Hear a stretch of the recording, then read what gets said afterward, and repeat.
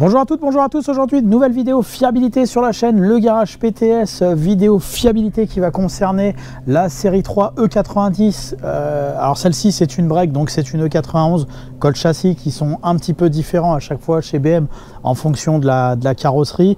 Avis fiabilité donc qui va concerner la E90, E91, E92, E93 dans leur version LCI pour les spécialistes.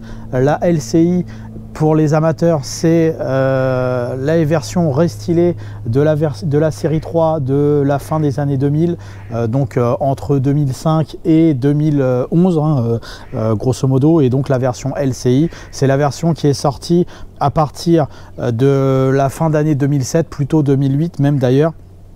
Celle-ci, c'est une fin 2009 et le moteur qui va nous intéresser aujourd'hui, c'est le moteur N43, donc monté à partir des versions LCI également, mais sur d'autres voitures de la marque du groupe BMW, entre autres les séries 1. Donc c'est le moteur 4 cylindres essence, il y a la version manuelle, il y a la version automatique, et donc aujourd'hui on va parler de la série 3 E91 LCI avec le moteur N43. Avant de commencer la vidéo, on va parler du kilométrage de cette voiture.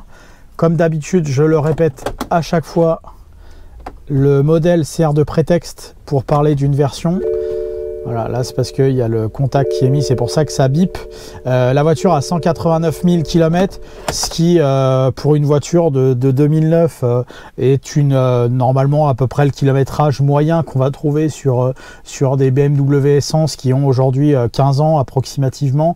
Donc aujourd'hui, la version en question ici, je ne vais pas parler de la fiabilité proprement parlée de cette voiture-là, mais de l'ensemble de la génération de cette série 3 LCI, un E90. Là ça sert toujours de prétexte, je le dis à chaque fois, mais c'est pour que ce soit clair, parce qu'il y a des gens qui pensent que je parle précisément de cette voiture et qui me disent ah ouais non mais celle-là est très bien entretenue par rapport à machin, ou inversement elle dit ouais mais ta voiture est pourrie et tu dis que la voiture est pourrie. Non, c'est juste le prétexte par rapport à mon expérience, je le dis à chaque fois. Donc on va pouvoir parler E91 grâce à cette voiture qu'on a la chance de pouvoir proposer aujourd'hui. Donc on peut voir la mention 318i. Pour info, donc le moteur N43, alors pour savoir déjà si vous avez affaire à un N43 ou un N42 ou autre chose, vous avez ici sur le montant de porte, vous avez la plaque constructeur avec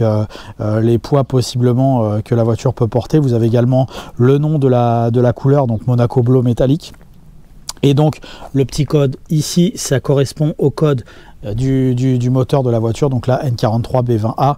Donc B20, ça veut dire que c'est un moteur de 2 litres de cylindrée, malgré que la dénomination 318 ne le laisse pas entendre. On pense que c'est un 1,8 litre, mais non, en fait c'est un 4 cylindres 2 litres, 16 soupapes. Et pour savoir à quelle version vous avez affaire quand vous achetez une BMW, vous regardez la plaque constructeur et vous aurez le nom du moteur en question sur la voiture. Donc cette belle E91 va nous permettre de parler de la E90 LCI. On va donc commencer par la partie extérieure de cette série 3, de cette BMW, avec cette version LCI de la génération des E90, donc qui est une version qui est restylée. D'un point de vue purement esthétique, moi je la trouve bien plus réussie dans ces versions restylées. C'est pas toujours le cas, je trouve que des fois il y a des restylages de voitures qui sont plutôt loupés, je trouve. Là pour le coup la série 3 E91 ou E90 est beaucoup plus jolie dans ces versions phase 2 que dans ces versions phase 1. Alors on les reconnaît, hein, le capot calandre pare-choc, phare, tout ça c'est légèrement modifié, mais tout ça vous retrouvez ça dans le test de la voiture qui est déjà paru sur la chaîne. On a également les feux arrière qui sont modifiés, qui sont de couleur tout rouge, alors qu'avant on a des feux de couleurs un petit peu différentes en fonction des finitions. Soit on a des blancs, orange et rouges, soit on a des tout rouges, enfin soit on a des blancs et rouges, etc. Là on a sur les versions restylées des feux tout rouges avec des espèces de LED, donc c'est beaucoup plus joli. Par contre, sur la qualité générale de la partie extérieure, il n'y a pas de progression entre une phase 1 et une phase 2. La qualité des peintures, la qualité des matériaux et la qualité de l'ensemble des pièces est plutôt identique entre une phase 1 et une phase 2 sur les E90. Il y a pas de vieillissement prématuré au niveau de la peinture réelle des éléments de carrosserie. Les alignements sont également plutôt bons et plutôt dans le standard de la marque. Donc de ce côté-là, il n'y a pas trop de soucis à se faire. Moi, ce que je trouve assez facilement reprochable sur ces voitures et qui malheureusement leur donne un aspect qui peuvent vieillir un petit peu plus vite sur les parties extérieures, c'est surtout au niveau des pare-chocs. Alors c'est des gros pare-chocs en plastique avec des formes assez tarabiscotées. Il y a beaucoup de travail sur les éléments, hein. On a le même problème sur les E60 et du coup dès que ça prend des chocs de ville, etc., ça a tendance à avoir des peintures qui s'écaillent comme ici, ou des enfoncements, des formes un petit peu malheureuses entre guillemets, que ce soit à l'avant, à l'arrière. On a tous ces petits soucis là. Alors c'est pas propre à ce modèle là, c'est que malheureusement le fait que les pare-chocs soient intégralement en plastique et intégralement peints, quand la voiture est neuve, évidemment c'est très très joli. Malheureusement elles sont plus sensibles que la moyenne aux coups et chocs que pourrait subir la voiture dans son ensemble de vieillissement.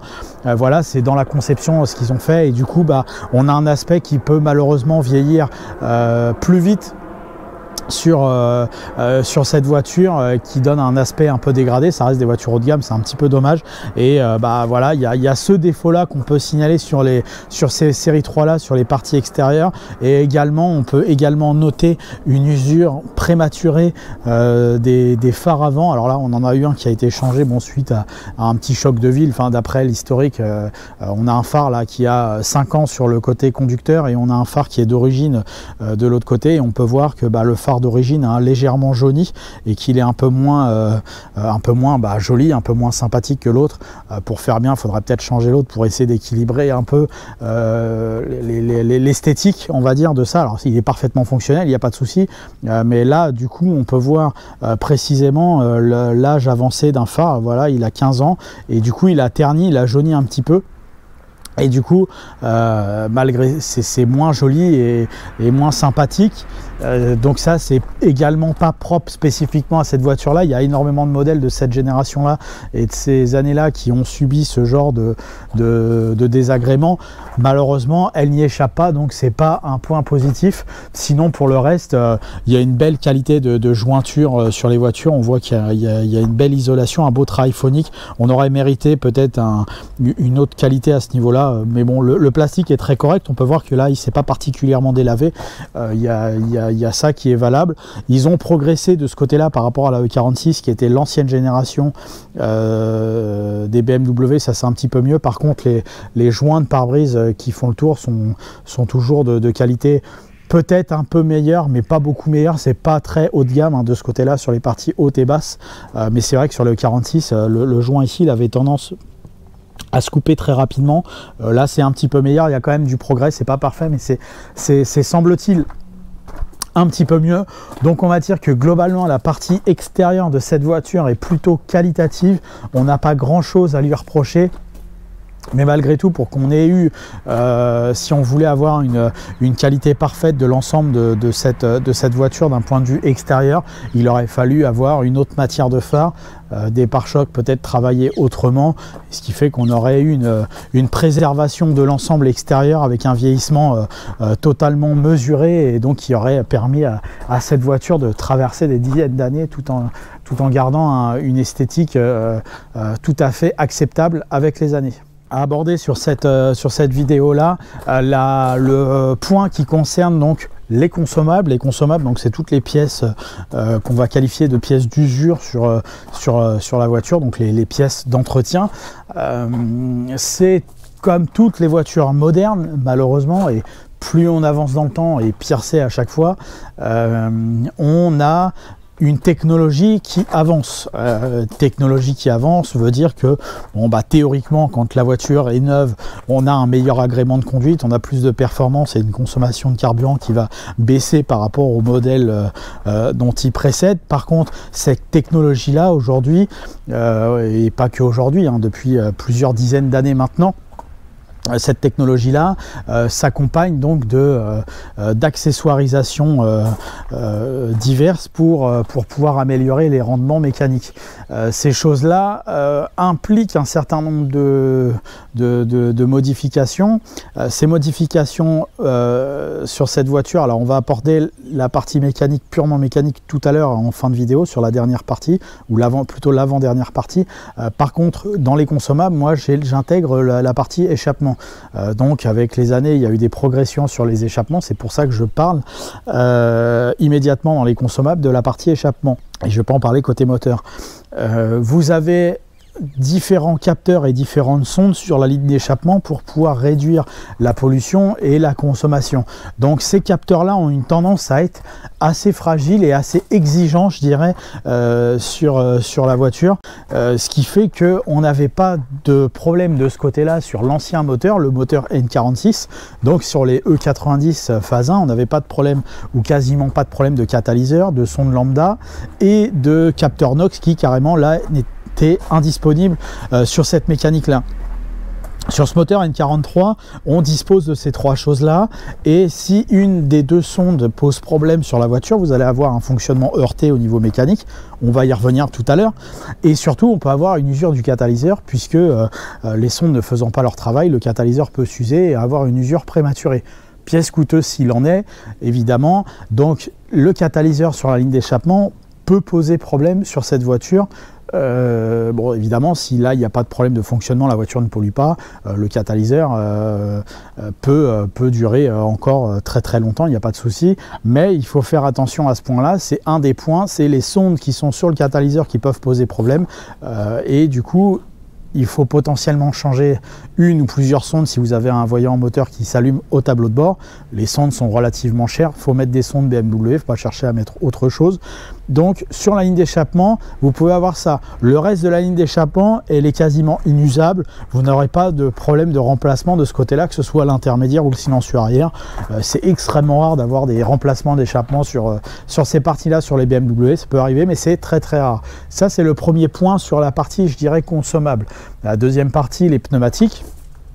On a une usure tout à fait minime pour une voiture à propulsion, puisque ces séries 3 sont de manière générale essentiellement à propulsion, donc c'est les roues arrière motrices les roues arrière qui sont motrices, donc qui propulsent la voiture, et ils ont c'est pas les roues avant. À l'avant vous n'avez pas de cardan, en tout cas sur les versions i tout court. Les XI c'est encore autre chose.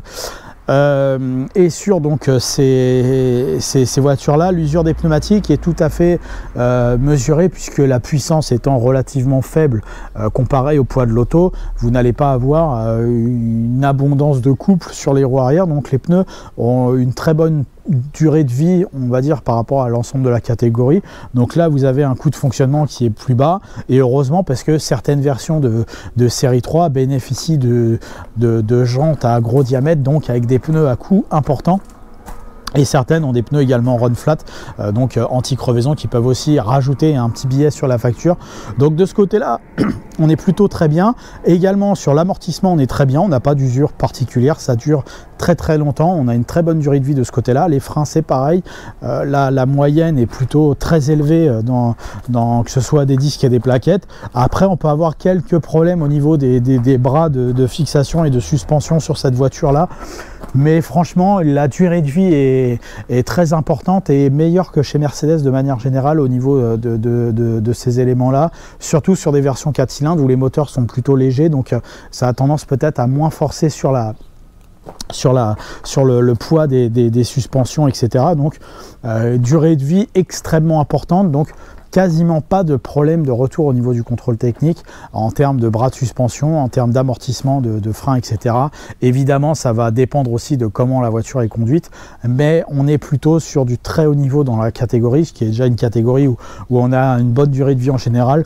Là, franchement, de ce côté-là, les pièces d'usure sont plutôt très bonnes. Donc, s'il n'y avait pas cette modernité mécanique qui nous poserait problème au niveau du catalyseur d'échappement, on aurait un bilan plus que flatteur sur l'ensemble des pièces d'usure de cette voiture, aussi bien train avant que train arrière. Petit bémol cependant, on peut avoir potentiellement un souci de pont arrière sur les E90. Les ponts arrière des BMW ont perdu en qualité depuis jusqu'à la génération E46. Ils étaient plutôt fiables et de très bonne qualité. À partir de la génération E90, E60, E87, etc. Donc cette génération au milieu des années 2000, les BMW ont perdu beaucoup de qualité sur les ponts arrière de leur voiture. Donc il y a un signe spécifique, il y a un espèce de grognement dans l'habitacle si ça pose problème. Voilà, bon, ça se détecte relativement facilement. C'est un bruit de roulement, quoi, tout simplement. Et donc il y a potentiellement des problèmes de remplacement de roulement, voire de pont arrière sur ces modèles-là qui n'existaient pas avant. C'est une avarie qui est plutôt à concerner sur les moteurs diesel que sur les moteurs essence, mais il faut prendre quand même également attention sur les versions essence. Ça peut également arriver malheureusement. Voilà, donc malgré tout, on a quand même un bilan qui est plutôt flatteur du point de vue de la qualité des consommables sur cette voiture. On a une très bonne durée de vie, donc c'est plutôt appréciable. À l'intérieur de cette série 3 E90 LCI, on va avoir une qualité de fabrication un petit peu améliorée par rapport à la E90 première du nom. Les plastiques et les ajustements sont un peu meilleure qualité. Malgré tout, c'est une voiture qui a beaucoup descendu en gamme par rapport à la précédente génération, la génération E46. La E46 avait fait très fort d'un point de vue de la qualité générale des matériaux, la qualité de construction, etc. On avait beaucoup monté en gamme en termes de qualité. La E90, quand elle est sortie en 2005, elle a énormément descendu, elle était très basse de manière générale sur la qualité de ses matériaux. Ils ont corrigé légèrement le tir sur cette version LCI, mais globalement, de manière générale, je trouve que cette voiture a un intérieur qui vieillit un peu plus vite et un peu moins bien que les E46 qui précédaient dans les années 2000, qui elles, pour le coup, ont un vieillissement qui est absolument exceptionnel. Alors, c'est vrai qu'on partait de quelque chose qui était, comme je viens de le dire, exceptionnel. Donc, voilà, mais on a quand même, malgré tout, une baisse générale de la qualité qui peut rendre dommage les choses, qui sont désagréables, on va dire. Là, par exemple, le volant, je trouve que le cuir est pas de qualité exceptionnelle. Hein. On parle encore une fois d'une voiture haut de gamme. Évidemment, vous mettez cette qualité de volant sur une Clio 2. Évidemment que on sera au top du top. Mais sur des voitures qui valaient un certain prix, d'autant plus dans ces versions-là, pas que luxe, avec les boiseries, les machins, forcément, on est un peu déçu de la qualité du volant. Également, moi, je trouve qu'on peut être assez énervé quant à la qualité des cuirs. Chez BMW, ils proposaient plusieurs niveaux de cuir en termes de qualité sur les E90 et la première option cuir qui équipe notre voiture ici, vous avez une partie de la voiture qui a du cuir synthétique et évidemment on peut voir là ce sont pas forcément les mêmes matières entre la partie centrale et la partie latérale.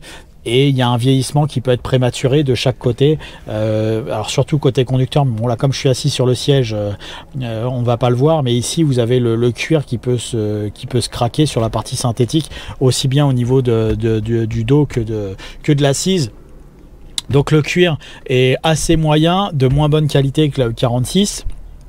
Certains plastiques aussi sont moins bien, ils ont quand même malgré tout amélioré, je tiens à préciser sur la LCI, le bilan est malgré tout moins mauvais. On a des problèmes avec les pommeaux de vitesse, là ici il me semble qu'il manque une petite finition, ça peut se décrocher, sans compter que on va dire que l'accès à l'utilisation est pas, on va dire, évidente.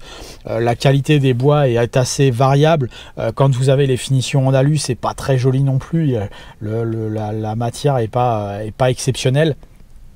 Donc l'ensemble de la qualité des plastiques est de bon niveau, sans aucun doute, hein, c'est meilleur que les concurrentes populaire entre guillemets de cette même génération, que ce soit la Peugeot 407, cette série 3 est de meilleure qualité, la C5, la Laguna, même la Mondeo pour aller chez les Allemands. Par contre, c'est de qualité inférieure à l'Audi A4 par exemple, qui était l'une de ses deux concurrentes principales, et chez Mercedes, la 203 Mercedes, donc elle avait une qualité supérieure, la 204 avait beaucoup descendu en gamme, et Mercedes était un peu inspiré de BMW de ce côté là, dans le mauvais sens.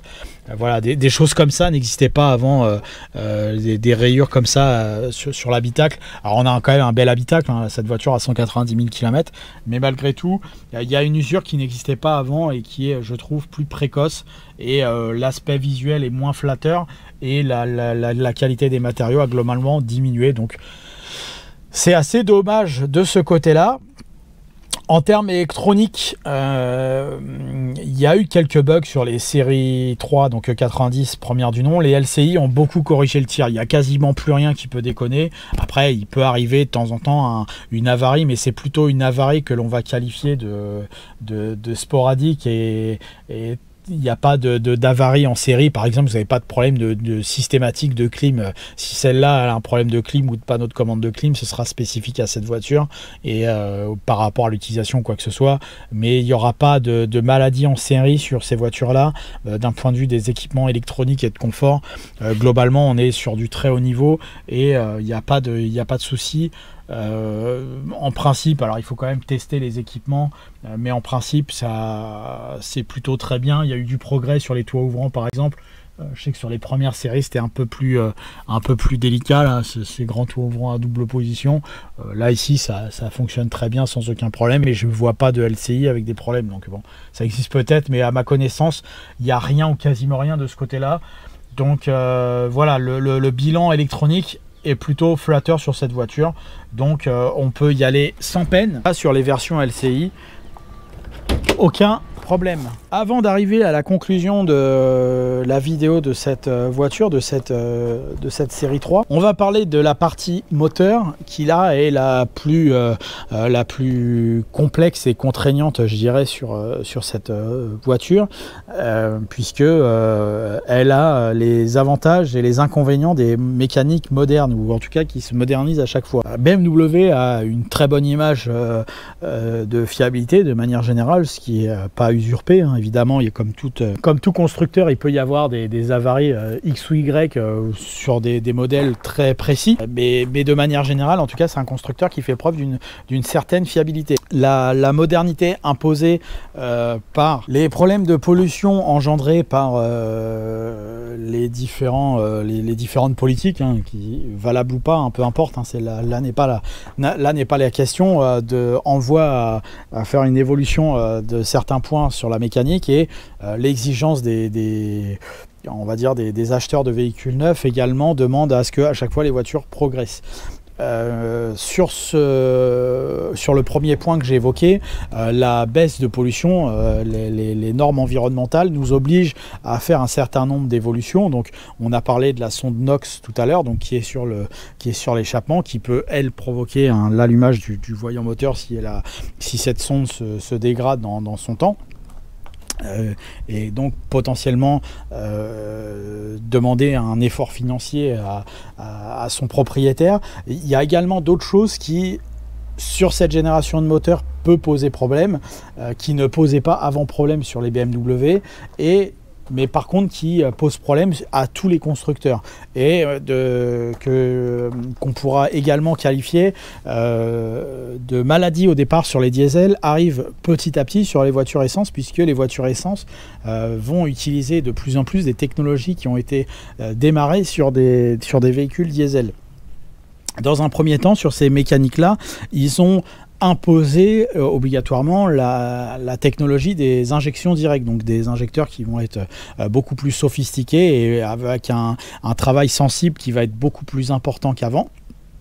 Et ce qui fait que dans leur fonctionnement, ils demandent des choses extrêmement précises pour avoir un dosage de carburant extrêmement précis, donc pour avoir, comme je disais tout à l'heure, encore une fois, un agrément de conduite supérieur et surtout une consommation et une pollution qui soit plus mesurée.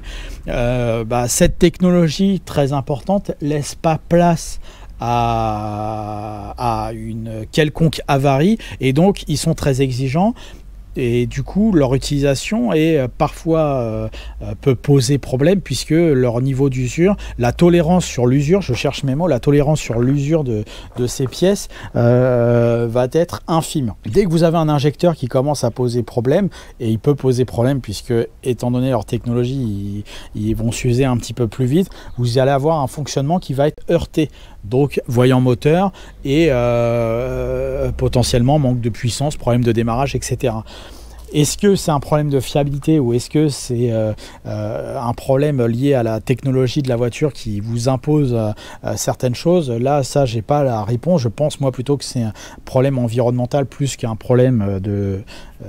c'est un problème d'excès de technologie plus qu'un problème de purement mécanique, puisque l'exigence est trop importante. Je pense qu'on donne trop d'exigences à ces choses-là. Les injecteurs peuvent poser problème, ainsi que les bobines d'allumage, puisque c'est pareil, les bobines d'allumage répondent à une exigence qui est très importante. Donc il y a un coût de fonctionnement qui va être élevé, qui n'existait pas avant. Mais ce coût de fonctionnement n'est pas lié spécialement à un problème mécanique pur. Enfin, c'est un problème mécanique, mais c'est pas un problème mécanique dicté par BMW, c'est un problème mécanique dicté par la technologie qui est telle que c'est forcé que ça va poser problème à un moment donné. Leur qualité d'injecteur est plutôt bonne puisqu'elle a une meilleure durée de vie que les concurrents. On a certains concurrents avec des technologies essence injection directe qui vont avoir des injecteurs qui vont durer vraiment peu de temps. Au bout de quelques dizaines de milliers de kilomètres, on va avoir ça. Là, en général, c'est des injecteurs qui vont tenir plutôt 120, 130 000 km, ainsi que les bobines. Maintenant, avant, ça n'existait pas. Donc, comment doit-on se placer? Est-ce que on a une voiture, est-ce que c'est une voiture merdique parce que les injecteurs vont avoir 100 ou 150 000 km de durée de vie, ou est-ce que c'est la technologie qui fait que on va avoir ces problèmes-là? Là, je sais pas, c'est comme il y a 30 ans quand il y a eu l'apparition du catalyseur. Avant, les voitures n'avaient pas de catalyseur, donc il n'y avait pas de problème de catalyseur. Et en 95-96, on a eu les premiers problèmes de catalyseur qui n'existaient pas avant. Et on disait, ouais, machin, la voiture, c'est de la merde, le catalyseur, machin. Et alors qu'aujourd'hui, un catalyseur, c'est rentré dans les mœurs que ça peut lâcher. Donc, est-ce que ça pose problème outre mesure, ces problèmes d'injecteurs? Je sais pas. En tout cas, étant donné qu'ils sont très technologiques, qu'ils sont très coûteux, je conseille vivement de les acheter chez BMW. En moyenne, pièces et main d'œuvre chez BMW, ça a coûté 1 500 €. Et évidemment, ces 1 500 € là, avant, n'existaient pas. Mais je sais pas, je suis partagé entre le fait de dire la voiture n'est pas très fiable parce qu'il y a des problèmes d'injecteurs, ou est-ce que l'imposition et la course à la technologie vont nous emmener à chaque fois avoir des coûts de fonctionnement de plus en plus élevés. Évidemment, on a un coût de fonctionnement qui est plus élevé que sur une 46 quasiment 10 ou même 10 ans plus vieille que cette voiture, mais avançant dans les années, malheureusement, on est obligé d'avoir des voitures comme celle-ci, et encore par rapport à la génération d'après et encore la génération d'après, on a une technologie qui est assez basse et peu avancée par rapport à ce qui se fait aujourd'hui. Donc on peut avoir potentiellement un coût de fonctionnement bien moins élevé sur cette série 3 là que sur une série 3 de 2020 quand elle aura 15 ans. Je ne sais pas si vous me suivez encore à ce moment-là de ma vidéo et de ma discussion, mais voilà, il n'y a finalement pas grand chose sur les pièces éprouvées basiques. Transmission, c'est très solide. Le moteur en lui-même, il n'y a pas de casse, il n'y a pas de joint de culasse en série, il n'y a pas de problème de conception de cylindre ou je sais pas quoi. Ça, c'est très costaud. Il n'y a pas de problème de, j'en sais rien moi, de débit mètre d'air, c'est extrêmement rare. Il n'y a pas enfin, les pièces moteurs éprouvées avec une technologie très ancienne ou très courante, il n'y a aucun problème. Les capteurs de manière générale sont très bons. Par contre, les pièces qui ont été obligées d'être qui ont été dictées pour une modernisation plus ou moins importante, bah, c'est celle-ci qui pose problème. Autre petit point de fiabilité mesurée, je dirais, comme d'habitude chez BMW, on peut avoir des problèmes de fuite d'huile. Ça a toujours été depuis 40 ans chez BMW, même peut-être plus, mais bon, les anciennes, je ne les connais pas vraiment. Avant les E30, je ne suis pas très calé sur ces BMW là, mais les BMW de manière générale ont toujours eu des problèmes de fuite d'huile. Donc joint de cache culbuteur, encore une fois, ça peut lâcher. C'est une pièce qui malheureusement peut vous faire apparaître un certain nombre de suintements d'huile. Le support de filtre à huile aussi peut poser problème. Ça, c'est malheureusement tout à fait courant sur ces véhicules là. Et il y a autre chose qui n'existait pas avant et qui existe sur cette série 3 et qui ont fait croire à certains que leur moteur a été cassé. C'est le joint qui va se trouver ici ou là. C'est les joints du refroidisseur d'huile qui peuvent poser problème, et quand vous ouvrez votre bocal de refroidissement sur certaines BMW avec cette mécanique là, vous allez retrouver un petit peu de maillot. Alors le bouchon est un peu dur,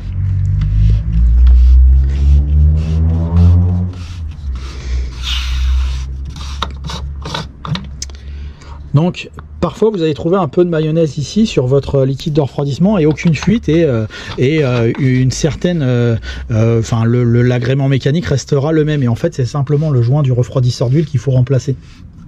Un joint supplémentaire à changer dans votre collection sur votre BMW qui n'existait pas avant.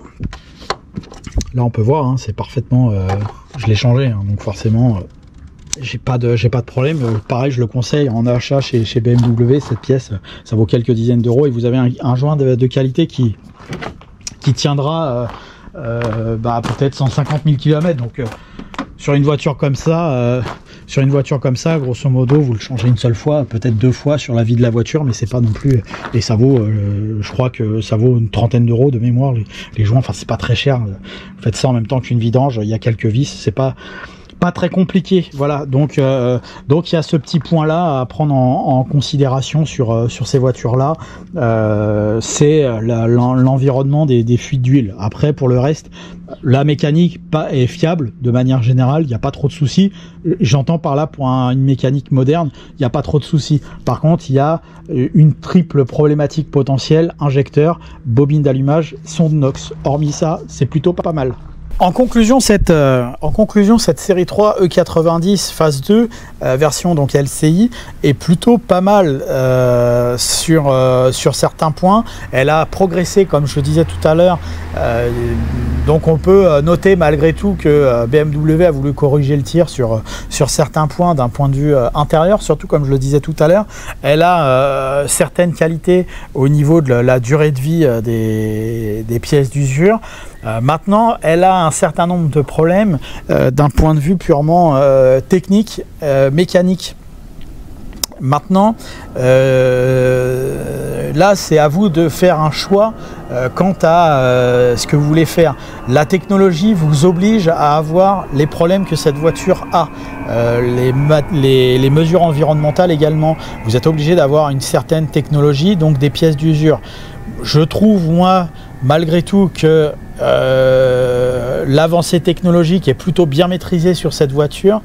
Maintenant, j'ai une confiance assez moyenne, parce que c'est vrai que du jour au lendemain, ça peut arriver. Et ce qui peut arriver sur ce type de voiture, c'est, comme je vous dis, une facture qui peut atteindre quelques centaines d'euros qui était imprévue.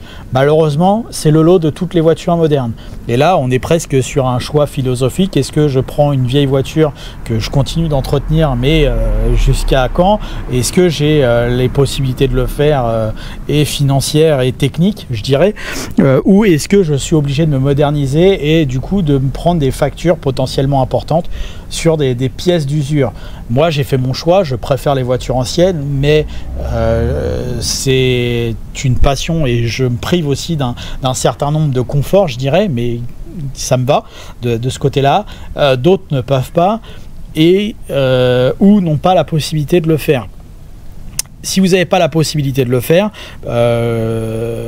parmi les mécaniques modernes, c'est une des meilleures malgré tout. Il faut en tenir compte, c'est une des meilleures, une des plus solides.